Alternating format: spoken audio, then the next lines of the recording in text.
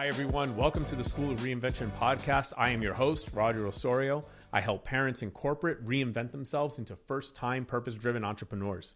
I teach entrepreneurship at the University of Pennsylvania, and I'm the author of the book, The Journey to Reinvention, How to Build a Life Aligned with Your Values, Passions, and Purpose.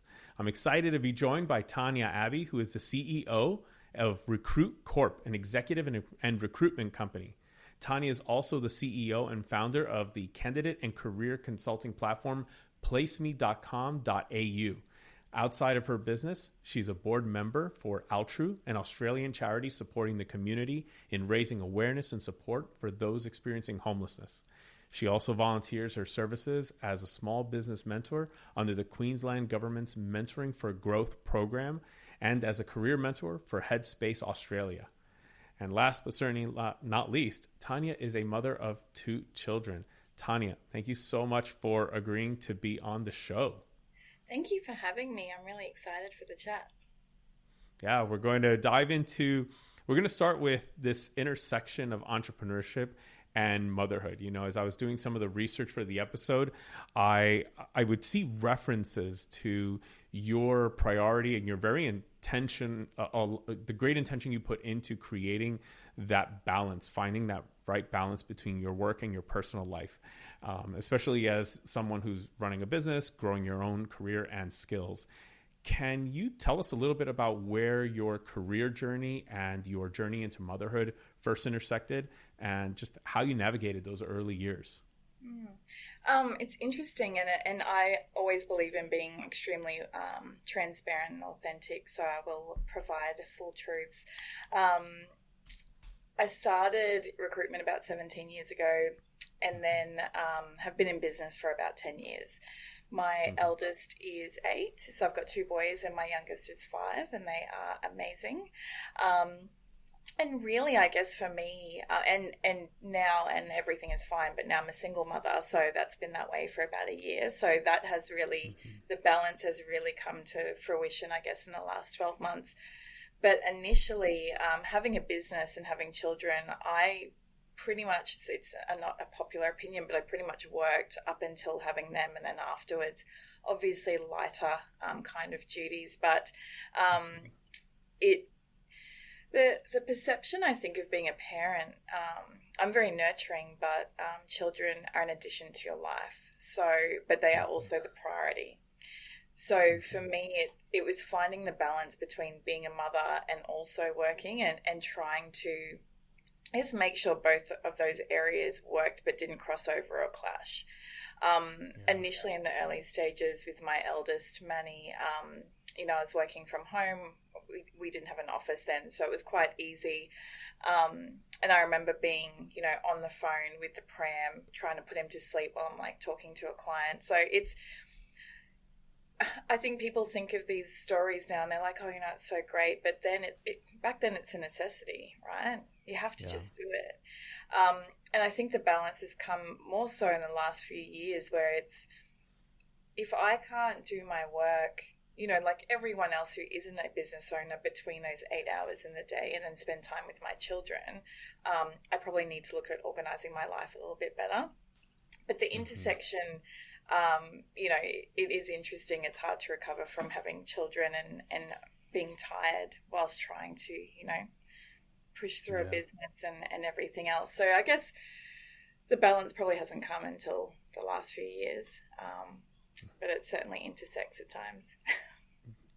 Yeah. How would you say the balance has started to improve over the last couple of years? I think it's hiring, the right people for your team and trusting that they can take on that work. And that is very difficult to do. And to, for entrepreneurs out there, it's very hard to find the right people for your team. The other thing too is making sure that, you have the priority of your children. We go to work and then we come home, we're too tired.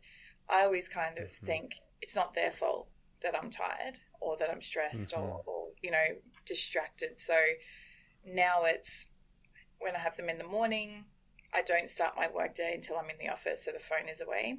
At night, we do our little family, chat at dinner. My phone's away, it's away on the bench. And I actually said to them, keep me accountable. if I am on my phone, you need to take it off me, which they rarely have to do. But initially they, if it was like 4 o'clock or something, they'd be taking my phone off me, which I gave them full permission to do. Mm-hmm. So I probably look to them to help me with that balance as well. Yeah.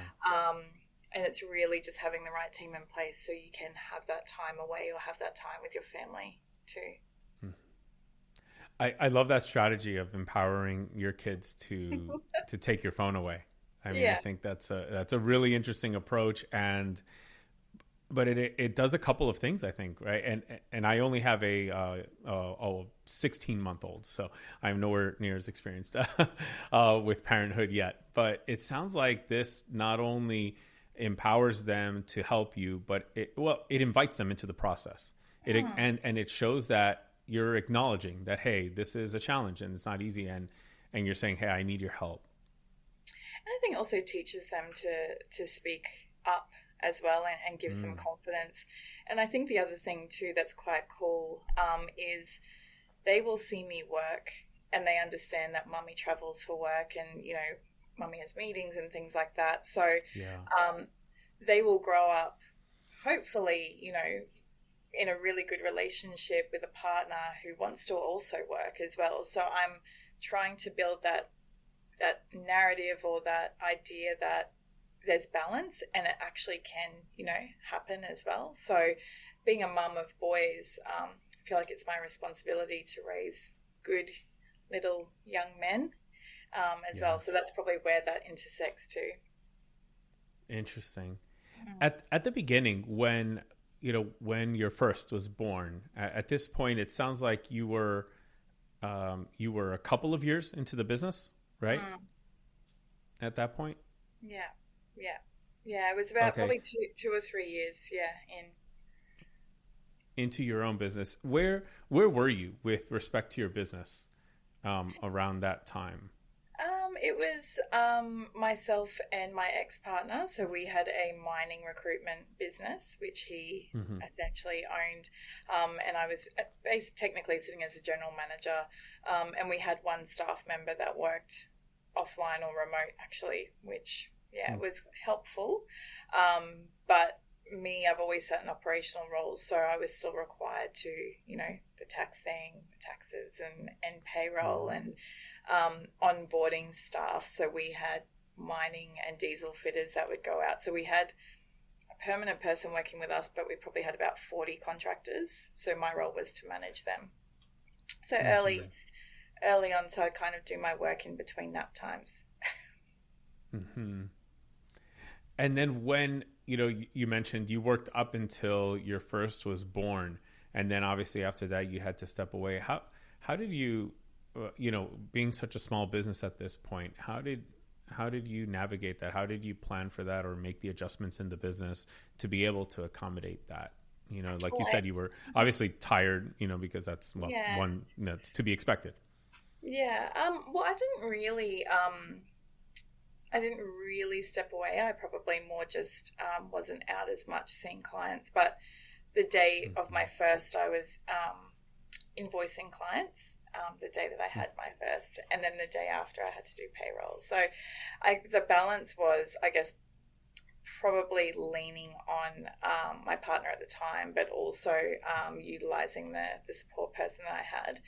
But if I was to be really transparent, it wasn't planned, as in I had him quite a little bit earlier, and I pretty much had to do majority of it. So the second time around, it was a little bit easier. I had my mother and I had a few more people in the business, and I was able to take a couple of weeks, and that was a lot better, obviously. But the first, you know yourself, you've only got one. If you do have another one, it's so much easier. But the first one, you actually don't know what you're doing. I can vouch for that. We're figuring it out as we go. But in terms of, I guess, like trying to make sure I wasn't too tired, like being at home, obviously you can rest, and when he would nap, I would try and take a few, you know, maybe an hour or something to nap as well, and just work around his schedule. The other thing too is trying to get him into a schedule relatively early as well. So I sound like I'm an expert at that. Certainly not. There were a lot of late nights, but it was just getting to know what their sleeping was like and when they were hungry and things like that, and working around that too. Yeah. You know, when you were talking about some of those breaks you took, or a little bit of work you snuck in while your baby was napping, I was thinking back to when Sophia was born. My wife luckily had some maternity leave, but she was still finishing up a book project and working on a book that she was writing. And she had 2 months to go before everything was due and going to be finalized. And I remember during those early naps, or those naps, I should say, early, like in the first couple of months, she would carve out time to work on that project. But that said, like, she learned also how to work on the most important things related to that. That was incredibly helpful. Yeah, and it's hard. I think before you have children, it's hard to kind of grasp the concept. But I'll talk to mothers that are or fathers that are business owners, and you just have to do it. I know that just sounds very basic, but you have no option. You have a small child that's relying on you. For her, my gosh, the pressure of having to publish a book and everything else. You just have to really just have to do it. That's Yeah. the Yeah. answer.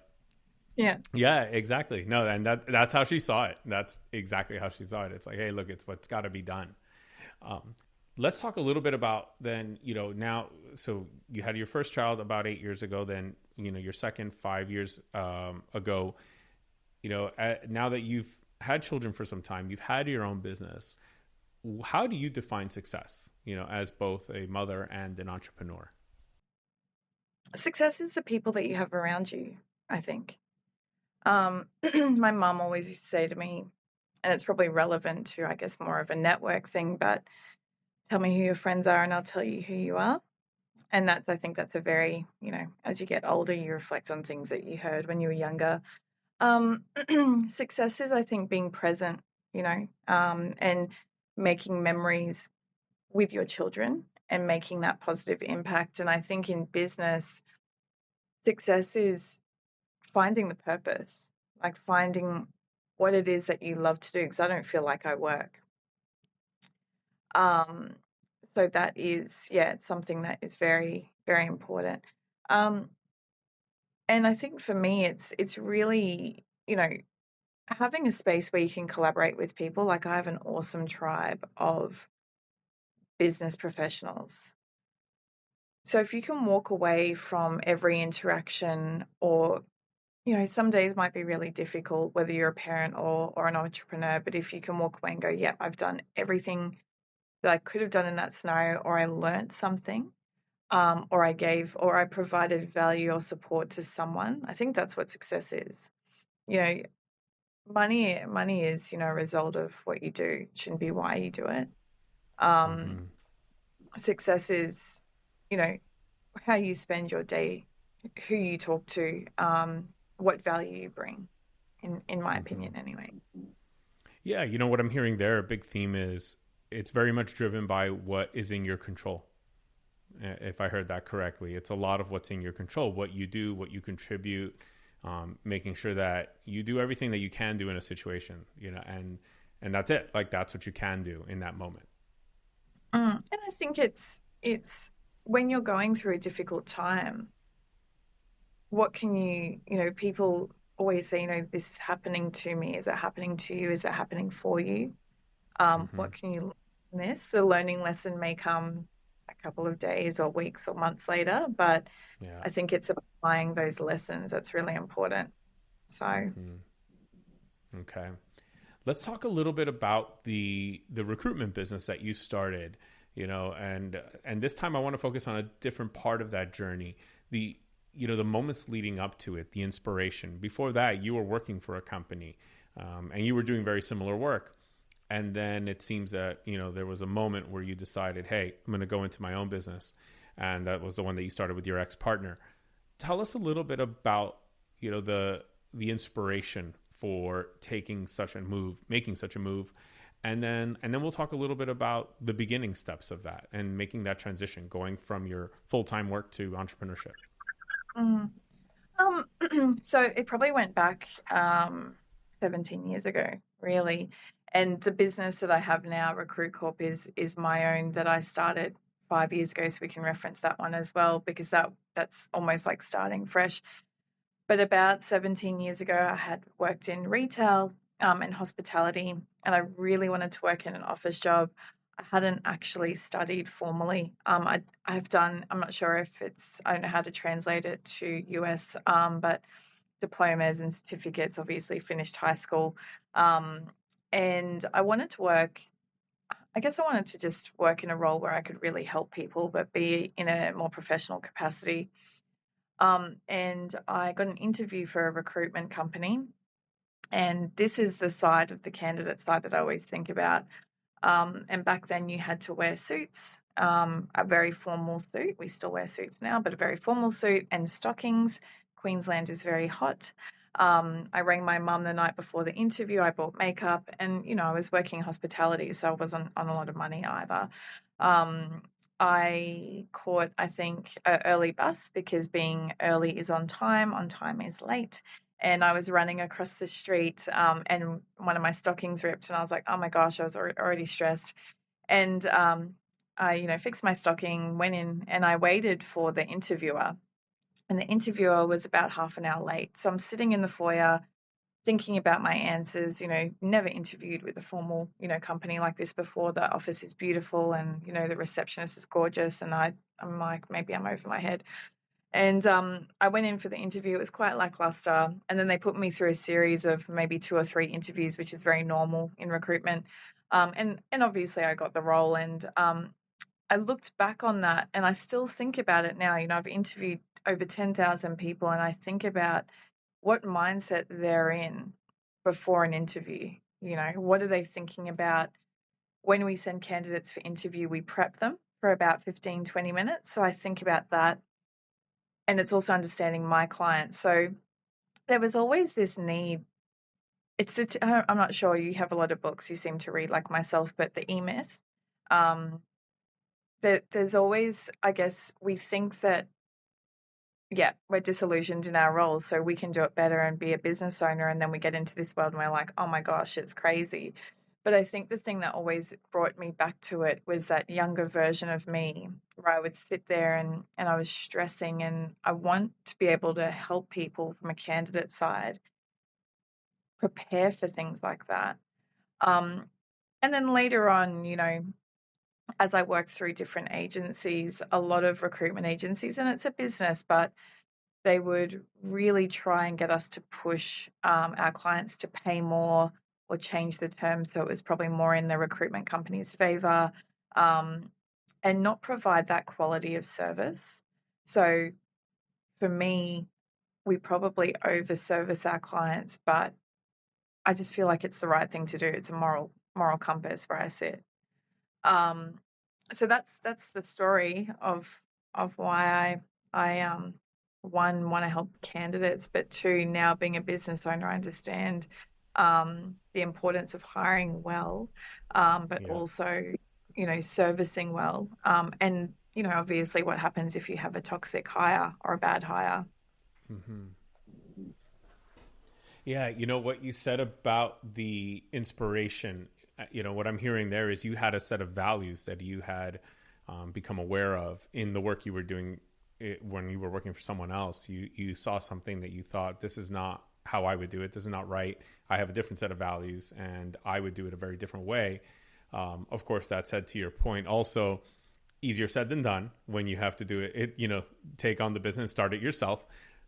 Nevertheless, it does, if you figure that out, then you can begin to operate a business based on your values. Now you could do it the way that you really believe is right for the customer, right for all the people involved, and, creates that better experience.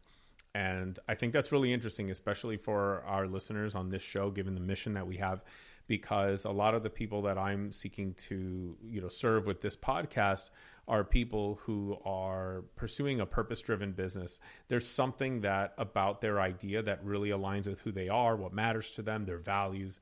And this little bit right there that you just mentioned in your story, which, maybe people can just like kind of, oh, that's nice. But for me, that's like a big deal that was something you really set out to do. When did you start to begin the process or really think, okay, now I'm going to start taking some serious action? And what were some of those actions that you took to begin moving in that direction? What was the transition like, essentially? Yeah, and I was thinking about this on the drive to the office this morning. I guess, because obviously I'd met my ex-partner in a similar business.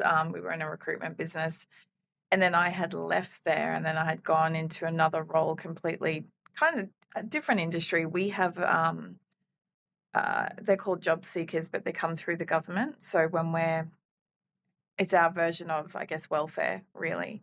So they might be receiving welfare from government, then they go through and they try and get work through government-funded agencies. So I was setting up a project in that. And my ex-partner at the time, he was on his way out from his recruitment business, so he wasn't working. And then I was just doing admin for this client and doing their project. And one of our clients that we had shared reached out to him and said, "Hey, you're not at that company anymore. Would you still recruit?" And then we were like, well, maybe we should just do it. We've spoken about it before, we've thought about it. And I remember we got 2 laptops, and we had no money, like no money at all. I think we probably had maybe $1,000 or $2,000 between us. We got laptops. And we had to obviously set everything up, insurances, do we get business cards, like emails, all of that crazy. I set up all the original websites. And the beginning stages were interesting, I mentor for small businesses, for government now. And I don't miss the excitement or the fear, but reflecting on that, like just, you're working constantly.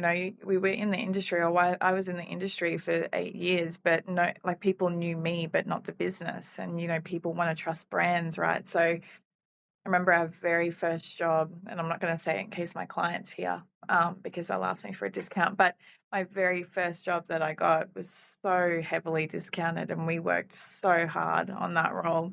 And that really taught me, I've always been this way, but that really taught me that it doesn't matter whether it's a really high paying project or whether it's, something that's a little bit cheaper. You apply the same process and the same passion and everything else to it. So the first few years were wild.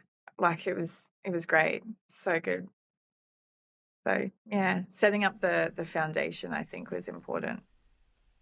How did you transition away from the other role? How did that work out? Oh, I was in a contract, so I was just like, hey, I'll just duck out. Here's the project work that I've done. Yeah. Okay. I didn't know if there was like this grand moment where you're like, I quit, and all of that. Oh So. no, I know. It's I think a lot of entrepreneurs, they try and do the side hustle, and it's great, right? If you can really manage it. Again, this is my moral compass. I feel that as a business owner, it's an uncomfortable feeling to know that someone is setting up a business. More uncomfortable if it's a competing business, but whilst you're paying them, I think that's not something that's great. And the other thing too is, where do you divide your time? Are you giving 100% at your job, or are you giving 100% to your business? And I'm also mindful of fatigue as well. If you're working hard at night on a business and then you're coming to work, so I kind of just say to people, well, if you have the idea and you are that invested in it, you have to make the leap and just do it, because having a safety net of the backup of a job, you'll always fall back on that. Stepping off a cliff. It's very. Yep. Yeah. I mean, I definitely see what you're saying about the safety net part of it. I think that is a massive risk that is very real if you stay there, because, well, it's always there. So it becomes easy to default to if something goes wrong in whatever the side venture is. Let's talk a little bit about, give me a second here, networking. So one of the things, and when I was doing research on you, I saw you go to a lot of events. Naturally, as a business owner, you're, making sure that your business is represented well in the community and that people know that you're out there and that you can help. And so one of the things that people reinventing themselves, especially if they're becoming first-time entrepreneurs, are going to have to do is network. Now, they're probably not strangers to networking because they've probably done that in their former industries. However, if they're moving into a radically new industry or into a new domain, this could feel like the first time they've ever networked, because all of a sudden you go from, I used to know everybody at the conferences and now I don't know anybody. I am totally the new person here. Can you tell us a little bit about, just networking? I'd love to hear like just some of your best practices, maybe, any tips or tricks, but you seem to do it really well.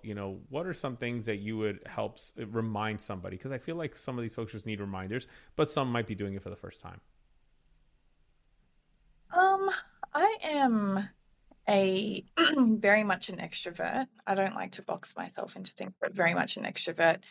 I just, and I get asked a lot about sales, and I don't believe in scripts and things like that. I think it's being really curious about people, depending on where you're networking. Like, I always believe face to face is better. I think having an opportunistic mindset, not in a bad way, but I think that is a really good approach. But just being curious, like, I think, there's a lot of networking that happens in Australia, obviously, and online. And people feel this need to, when they're talking to people, to really sell, themselves and what they do. It's simply asking the other person what they do and then just trying to find an alignment. So in any kind of networking space, and I know that there's, a lot of people that are in my network, they're introverts, or they feel, I guess, shy or nervous about doing that. But if you kind of approach it from a mindset where you're really wanting, hey, Roger's across the room, I really want to meet him. I've heard about him, or, he looks really interesting. It's really just going up and having a conversation like, how did you, come to hear about this event? What do you do for work? Are you from around here? Did you come with anyone? Like, just things, just general conversations. Like, it's hard to talk about networking live. Like, how do you bridge or make those conversations? But really, it's just simply asking questions. Depending on, for me, like, I've done it for years, so I'm really comfortable with it. But it's sometimes I say to people, start with people that that are in the room, or people that you started talking to when you're getting your name tag or whatever, and that is a bit of a warm up, and then you can start going and meeting strangers. I think the approach to networking, people ask me how to network. If you're starting a business, I don't know, selling cleaning supplies, I'm not sure if that's relevant, but something super random, in Australia, we have a lot of trade shows where you can go and talk to people there. You can look online and see what kind of networking events are out there. But I think for business owners or entrepreneurs, I think it's really important that they network with other business owners regardless of industry, because people are your product always, and you will get so much value from just talking to business owners, whether they're owning a massive company or a small company, or they're just a sole trader. I think that is important. So the advice is to just not overthink it too much. And don't, this imposter syndrome that people have, it's kind of stepping over yourself and understanding that the goal is to learn about someone else and meet someone, or meet 5 people or 10 people, whatever stage you're at. And if you can have a win by, introducing yourself and doing your elevator pitch a couple of times, then that's a good thing. But when people are networking, I kind of, even my team, if they get nervous, I kind of just set them with a goal. Talk to 2 people and give one of them your card. Mm-hmm. Going back to one of the questions you shared about, like, what brought you out here. That's one of my go-to questions is a different version of that same question. What inspired you to come out tonight? I'm always curious, just to see like what's driving this, like what's driving you spending time or investing your time at this particular event.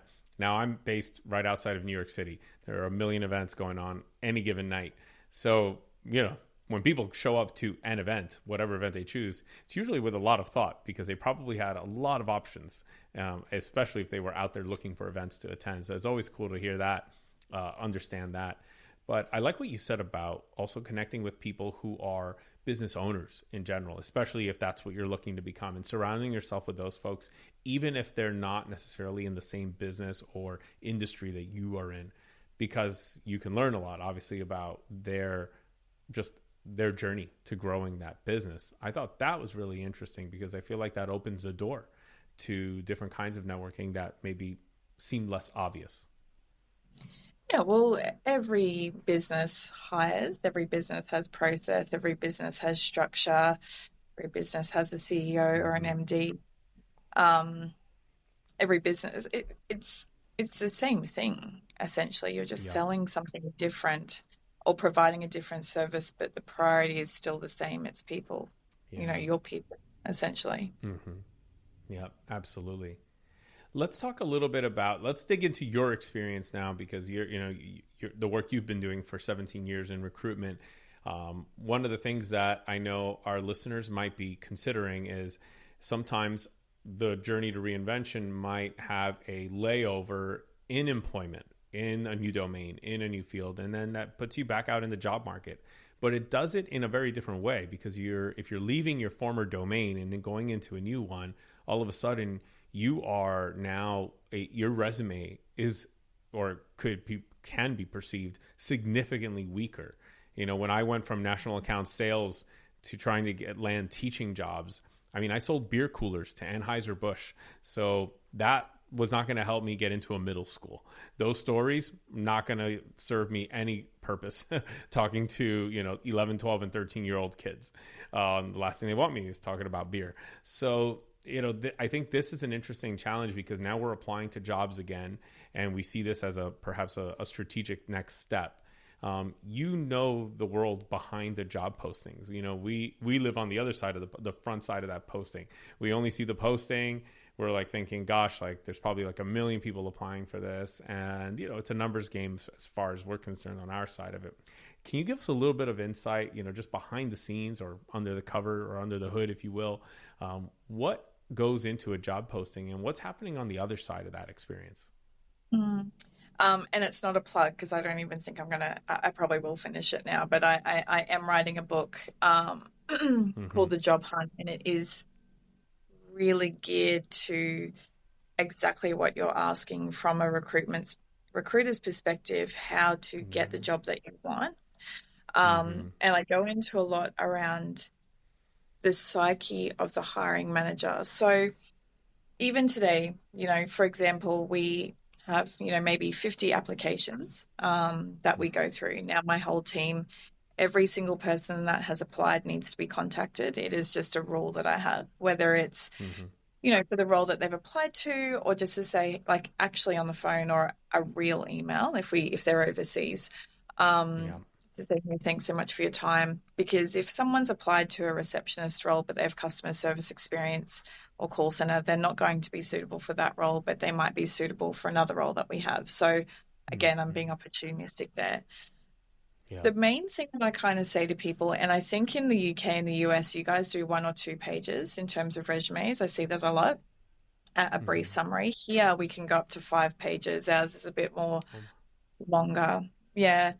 So recruitment consultants, the ones that are a little bit more complacent, if you are applying for a role that is national sales manager with a background in selling beverages, working with wineries, restaurants, whatever it may be, and you only have in your resume national sales manager, the company name, and you have things like phone sales, door-to-door, et cetera, complacent recruiters will go through, do Control F, and look for certain keywords in your resume. If it's not in there, they will just skip over it. For me, I will read a full resume all the time.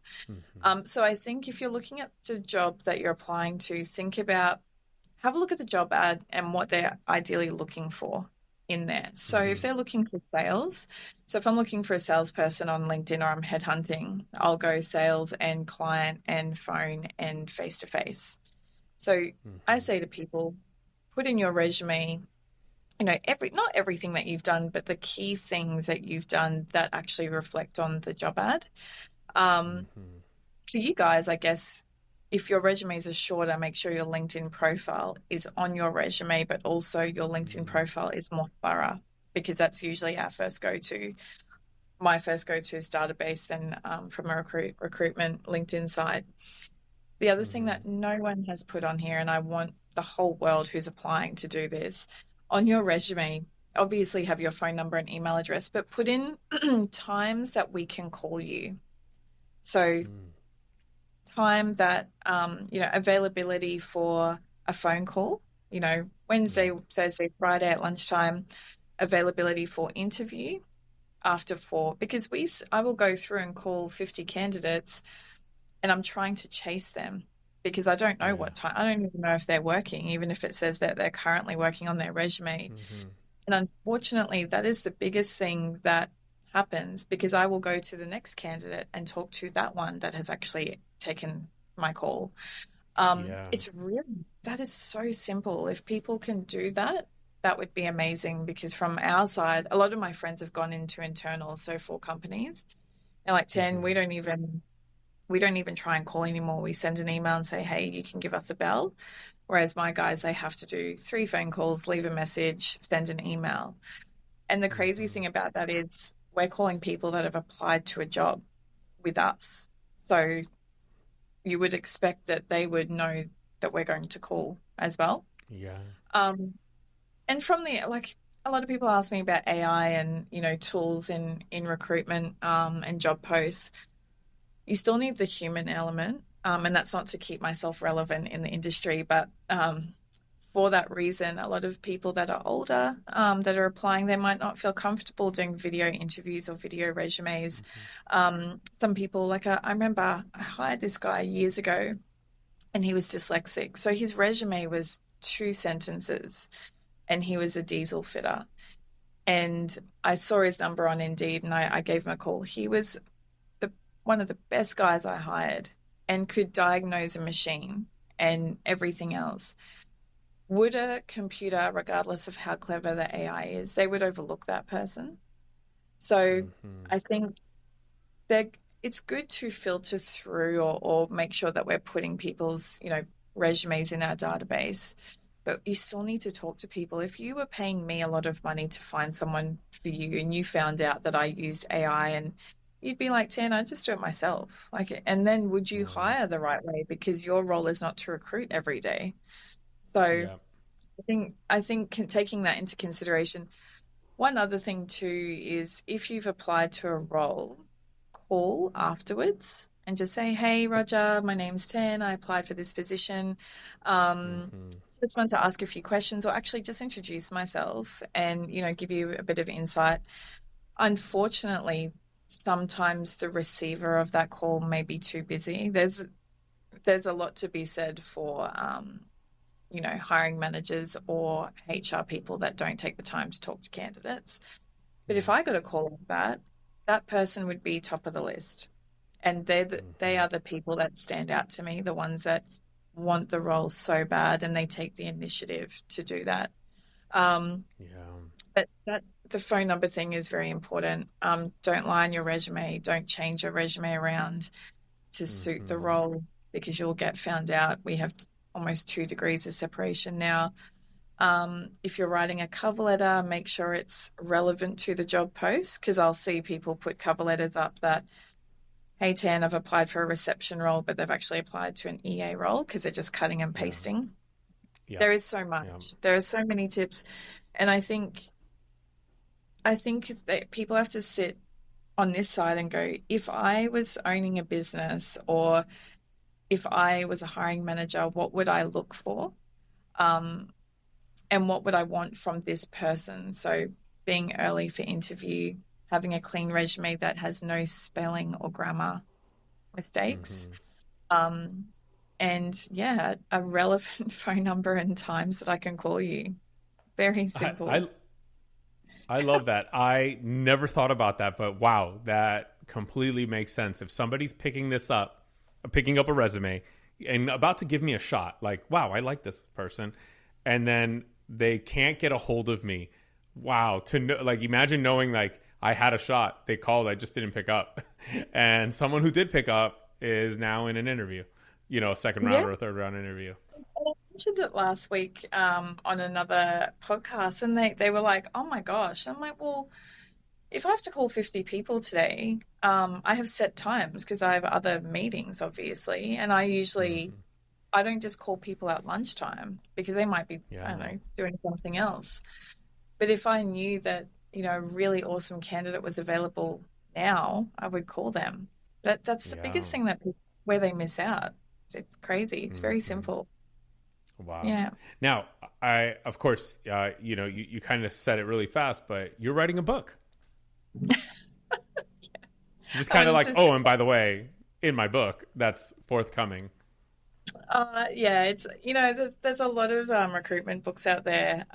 This one's called The Job Hunt, but there's a lot of recruitment books out there around how to be a better recruiter and, or how to do sales. And I feel for candidates. Years ago, I worked for the government Hmm. in our version of welfare. It was called Yeah. Centrelink, and I was there for almost 12 months, and I was setting up Hmm. their online services system. I needed Yeah. a break from recruitment, so I just went into that. But I sat on the jobs queue, and I would listen to people every day, like going, "How do I get a job? No one's talking to me. No one's looking at my resume," and Hmm. the desperation and hearing that they have families to support. And I've been wanting to write this for years, and I started it last year, and it's very much this. It's the very first chapter is around Yeah. our mindset, what we do from a Hmm. recruitment perspective, what recruitment is, Yeah. and also the hiring, I guess, mindset as well. Because if you send your resume through to a job post, the receptionist might be reading it, not necessarily Hmm. the owner or the hiring manager. So, how do we navigate through that? So, really, this book is to support people that are looking for work and to give them Yeah. everything that they can to apply for a Hmm. role and actually get it as well. So Yeah. it's very exciting. Interesting. I feel like you could also title it Confessions of a Recruiter, and just like give us all the secrets, all the behind the scenes. That is another one that I've kind of had in the back of my mind to talk about. And Yeah. I want to err on, I want to be very professional about it, but there are some very hilarious stories that come out of the recruitment world. I had to Hmm. train a junior on doing interviews last year, and I was like, "It's okay, you can do this interview." And she was very nervous. She's like, "Oh," and I was like, she's applied to the role. You're just interviewing her, and she was all ready and set up.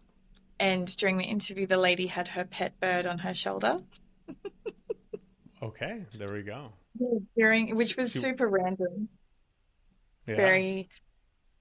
And I was like, well, I'm very optimistic, annoyingly optimistic, apparently at times. But yeah, I was like, well, this was a good lesson to teach you how to, maintain eye contact and be professional and Yeah. navigate through the questions whilst being distracted by this squawking parrot. So it's Yeah. not the worst Wow. story, but it's, yeah, one of the most recent funny ones. So yeah. There we go. So there's a lot of stories there for a confessions book as well. Very cool. Well, congrats on getting onto that journey. It's definitely a journey. I went through it, and it was one of the best experiences I've ever had. It's tough. It's best because it's so fulfilling and rewarding when you get to the finish line. Tough because the first time you do it, you're just like, can I actually make it to the finish line?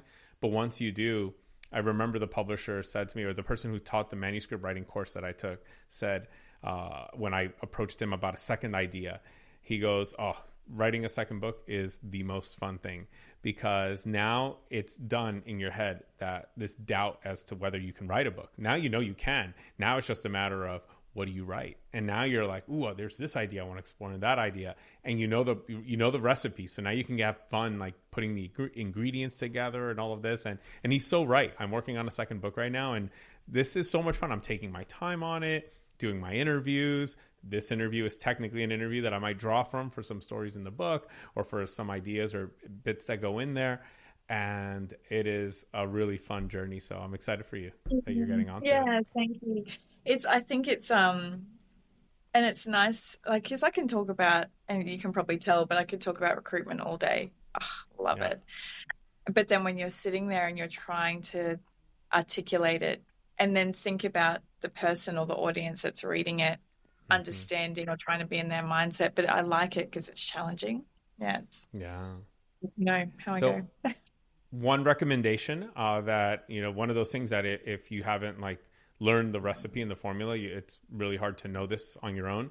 If you can get a developmental editor, hire a developmental editor, they are there to simply help you navigate the initial writing. Like they're not correcting anything. They're not trying to make it perfectly written. They're just helping you develop your idea essentially. And wow, so crucial to the beginning because they will accelerate your manuscript writing just by helping you organize your thoughts more quickly. That's what they do best, and they really help. They're the person you first work with in the book writing journey. It's the first editor that you work with. I'm not even sure calling them an editor makes sense, but that is what they're called, developmental editor, and they help you develop your idea. Yeah, cool. Yay. Awesome. Well, Tanya, thank you so much for all of your time, your insights, the behind the scenes, but also the behind the scenes on your journey and into motherhood while growing your business. I think that's going to be incredibly valuable and relevant for our audience. So many great insights. We appreciate your time. Thank you so much for having me. I'm sure we'll chat again soon. Absolutely. All links could be found for connecting with Tanya in the show notes. So do just scroll down and you'll find everything you need to get in touch with her. Thank you again for your time. Thank you for listening to this episode of the School of Reinvention podcast. Again, I'm your host, Roger Osorio. If you're ready to start your journey to reinvention and want to walk the path with others, visit www.rogerosorio.com and go to the School of Reinvention to check out for yourself how a community-based coaching platform can help you begin your next reinvention. You can also go to rogerosorio.com to purchase my new book, The Journey to Reinvention, and receive some exciting bonuses. Until next time, make your day great.